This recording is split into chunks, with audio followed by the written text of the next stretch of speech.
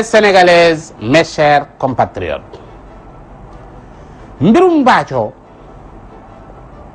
doy na waar doyut waar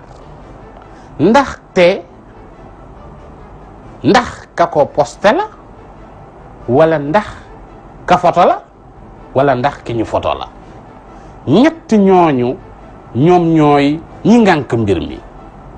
ki ko posté def na lu ñaaw, ki photo na lu ñaaw, ki nangu ñu photo ko nangu na lu bon, parce que bu ko nangu wutoon photo du am, posté du am. kon kooku mooy ndey mbili gi. Mbathio na porte plainte contre Mbathio.